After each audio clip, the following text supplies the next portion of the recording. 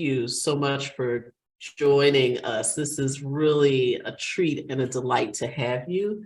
And congratulations on all of your book awards for your amazing book, At the Threshold of Liberty, Women, Slavery, and Shifting Identities in Washington, D.C. Would you please share with our listeners and viewers what inspired you to write this book? Yes, so thank you so much for having me on this podcast. It's so nice to have a space to discuss this book that I've been sitting with for a while now. And I've always been interested in Black women's history and the stories of Black women and girls in the past. But what has been interesting is thinking about Black women more broadly. And most of African American women's history has sort of focused exclusively on achievements or the brutalities of slavery. And I wanted to kind of think about the experiences of Black women and girls more comprehensively. And so I arrived at DC because DC is a place where there is a vibrant history of Black families that have lineages that date back to the very beginning of the nation's capital's history. And I became very interested in how did we come to see this vibrant African American culture, right? A vibrant Black middle class, institutions like churches and schools. How far back does that history go? And so I began to dive deeper into the history of Washington, D.C. and Black women and girls and how they were instrumental in establishing these institutions. And what I found is that Black women had a lot of different identities. Some of them were enslaved. Mm-hmm. Some of them decided to flee and then they became fugitive. Some of them fled and became free and lived as free people. Some of them remained enslaved. And so they navigated the nation's capital in very different ways. Some were pulled into the domestic slave trade. Some were building schools and churches and buying the freedom of their family members. And what I came to learn is that there were so many different ways that Black women and girls were defining what liberty looked like for them. And it wasn't sort of exclusively connected to the Emancipation Proclamation that many decades prior to legal freedom, Black women and girls were struggling to become free and realize their dreams for liberty. And so that became a really fascinating story for me. And I became very invested in trying to figure out as much as I could about their experiences. And some experiences are not as pretty, right? You know, we have some of the women who became philanthropists and became proper church women, right? And then we have some women who were also engaged in prostitution and leisure economies and gambling because they were trying to survive. And so I tried to tell as much of that story as possible. Yeah, no, thank you so much for that, because, you know, I do think that in many ways we, in terms of our understanding of Black women in the early republic, we have, understandably so, attempted to elevate this heroic narrative, right? And so consequently, the people that we have brought forth have largely been the wealthy, the middle class, the educated, the philanthropists, you know, the civil rights leaders, right? But we haven't told the story of the struggle of everyday Black women, and some of whom, as you said, were in the sex trade, you know, or in other forms of adult entertainment, you know, were working in really complicated situations and dangerous situations, you know, working in gambling and other so-called, what we would define now as the vices, right? Yes, that's right. And so that is just this, so that's why I love this book, because you humanize all of those women, you know, without putting any judgment on the importance of that work. And it feels like it's a circular moment in time that now we're starting to have those same types of conversations about Black women and Black women work and what people have to do to survive, right? Definitely, definitely. It's and I even think about just, you know, what inspires me about studying Black women is I think about my own family members as a Black woman. And the experiences of the women in my family are varied, right? There are some who are involved in the vices, right? And then there are some that, you know, well, reflect some I respectability. can raise my hand on that too.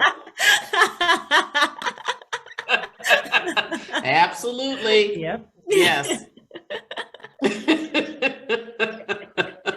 I mean, but like people did and continue to do what they needed to do to survive. Like I was sharing with someone about this concept of rent parties, Yes. and speakeasies, and how those histories in many ways have been buried because it wasn't the heroic story of perseverance or overcomeness as I describe it, right? But it's Yeah. so central to the Black experience. And many of us are beneficiaries of that different type of struggle that's not illuminated in many books. Yours is, I would argue, the first, if not one of the first, to really illuminate that side of the story, is that there is this red thread of connectivity around what took place then and how many of us stand as the beneficiaries of those complicated narratives now.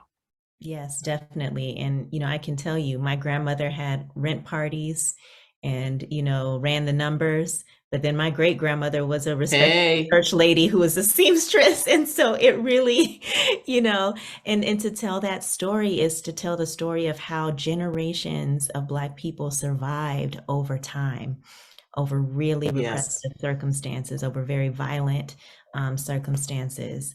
And that's, I think, a story that, like you said, resonates with people today who are struggling to survive. Yes, absolutely. And Tamika, it seems as if, when we talk about these stories, and I want to bring it around this notion of historical erasure and records alignment, right? Mhm.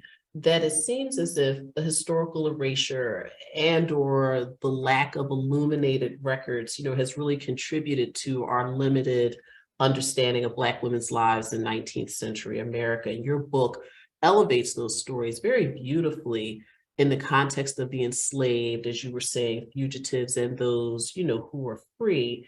And it addresses, a broader scope around liberty and self-making, as Mhm. you have described it, concerning these women. And so, would you discuss the process in which you were able to find your research subjects and to give them voice for the first time? Absolutely. I love this question when I get it because most of the sources that I look at have been studied, have been cited, but to tell a very different story.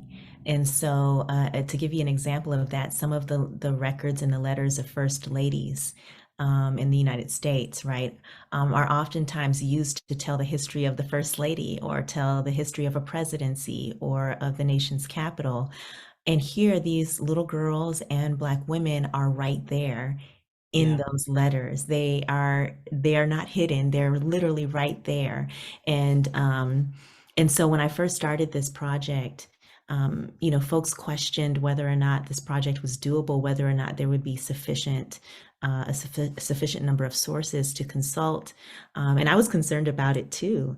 But when I started to look at the lives, particularly of white Americans in DC, I also saw the enslaved people and the servants who were forced to labor in those homes and labor to support the image of someone like a Dolly Madison, right, or a Jefferson Hmm. presidency. And so those stories were actually right there.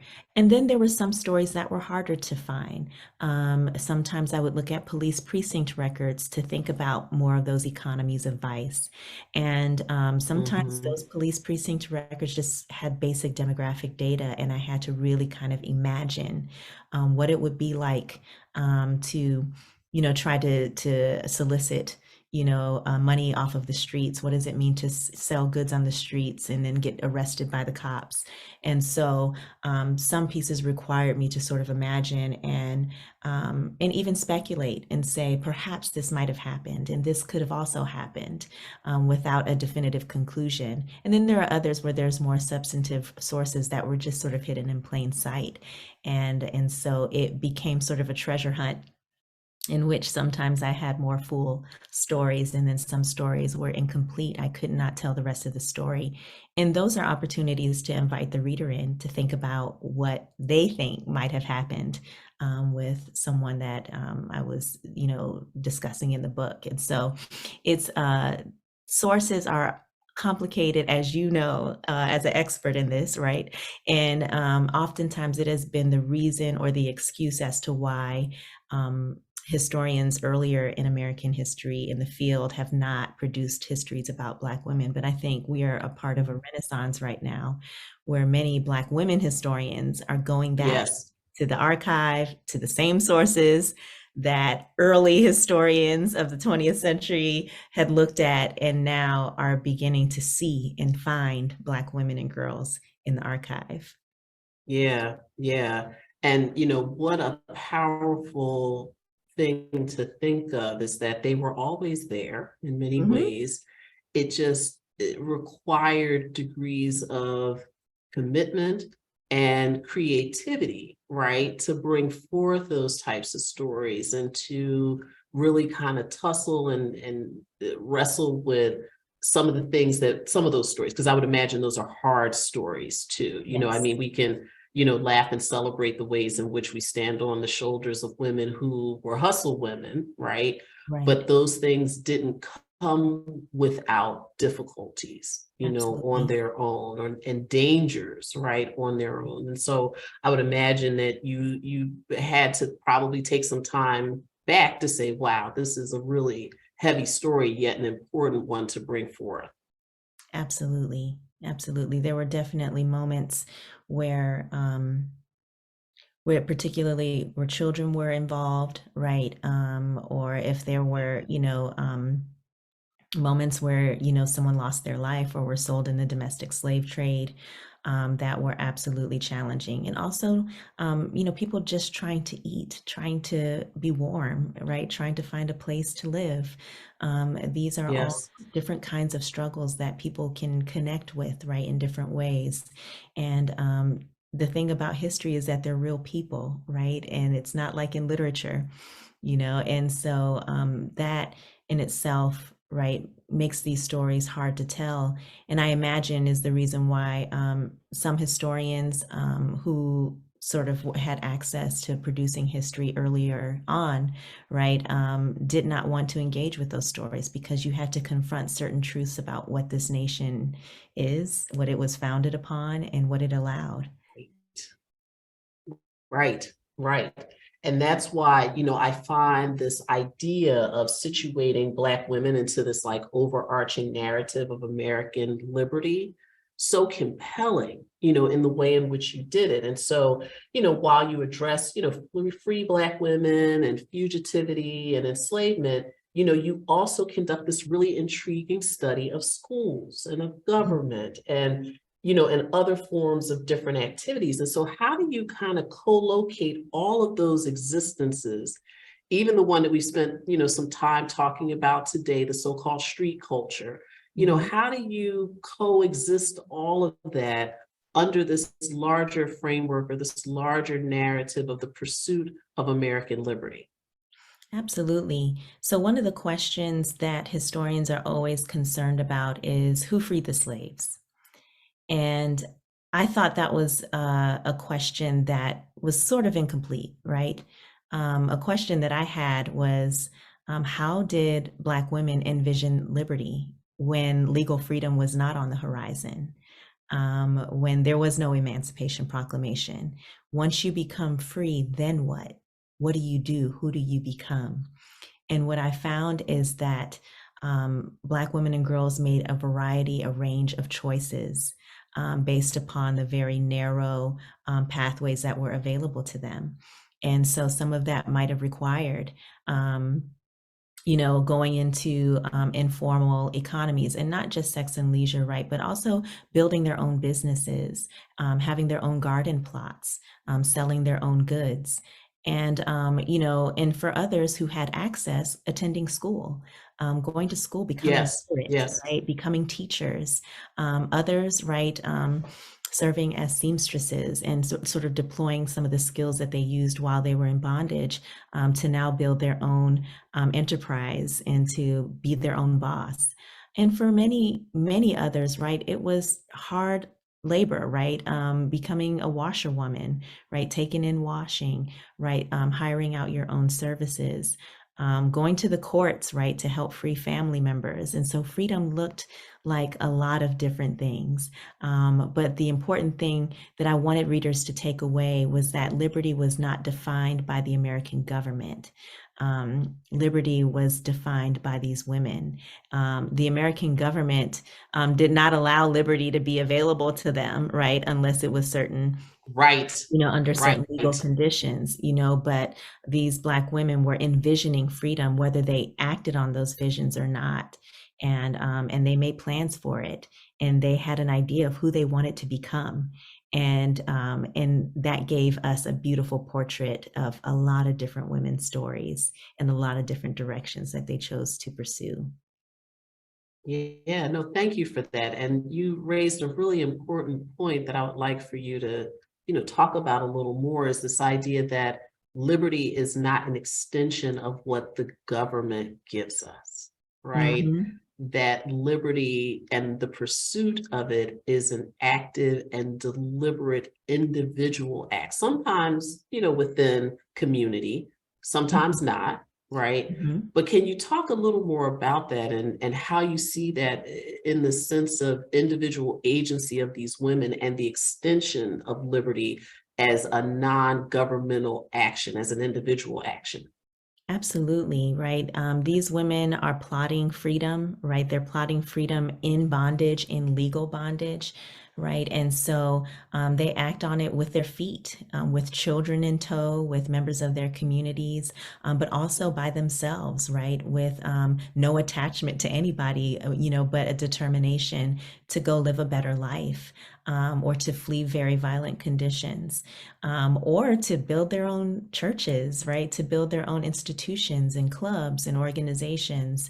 And so this idea of liberty is something that Black people not only sort of are constantly trying to realize during the 19th century, but quite frankly, during the 20th century, right? In the 21st century, right? And in my That's right. That's training, right. as a Black studies scholar, we were always trained to understand the Black experience as an ongoing liberation struggle. And Yes. as a historian, I was trained to see liberation as, right, a place to locate in the Civil War, right, during the Civil War era. And I think those distinctions are really important because it shapes the kinds of questions that you ask of the past, and it also shapes your interpretation of these women's actions.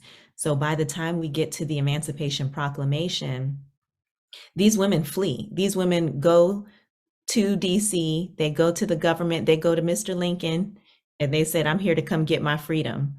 Right. And Right. so they've been Right. imagining this, waiting for this. They're not waiting for somebody to take their hand and to take them into freedom land. They're walking with their feet and acting on their own anti-slavery politics. And that was something that was important to convey, that historians asking the question of who freed the slaves had a very paternalist posture to that question. It assumed, right, Absolutely. that these women, men and children, did not want freedom themselves, did not want to act on those visions of freedom, and had not been acting on those visions of freedom. And so the book shows that for many decades prior to the Civil War, they were disentangling themselves from bondage at every Mhm. decade. Right. And as you said, even today, right, that the connection, the beautiful connection between your amazing work is that hopefully people will see it as a precursor to the exact same challenges that we face in the modern era, right? And how, to your point, there isn't bystanderism, there is activity and activism throughout. There's not like people kind of, the shrinking violets, like, please free me. Right. It's just not, Right. it's just not so, right? Right.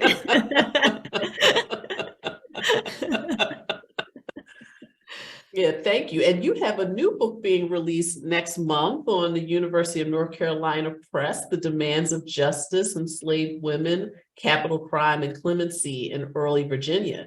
So tell us a little bit about your new book and how it furthers our understanding of Black women in the early republic.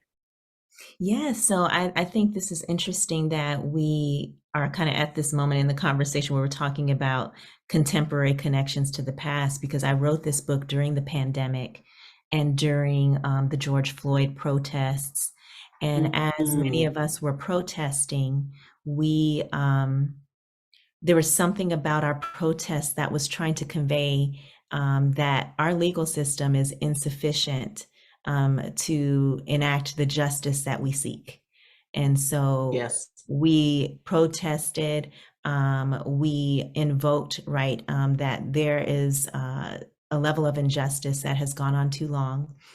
And I became interested in how long and how far back have we been trying to expand the access to legal justice to apply to everybody. And that brought me to the stories of enslaved women and girls who murdered their masters. These were enslaved Mhm. women and girls who had really been brought to a place where they could no longer take the level of brutality and cruelty they were experiencing anymore. And so they acted with a set of actions, whether it be violence, murder, poison, infanticide, where they could not seek legal recourse, they acted on their own ideas about what was right and what was wrong. And that's when I came up with this book, The Demands of Justice. And I was inspired by this generation's desire to protest all of the anti-Black violence and police brutality that we've Mm. been experiencing. Mhm. Wow, I cannot wait to read it. I'm looking forward to it. I know it is amazing, as this book has been amazing, and this conversation has been awesome. So thank you so much for your time. This has really been a treat to have a conversation with you about your ongoing work Oh, around the red threads of American democracy, liberty, how Black women sit at the nexus of these powerful conversations from a historic lens. So thank yeah. you so much. Thank you so much for having me. Absolutely. Absolutely.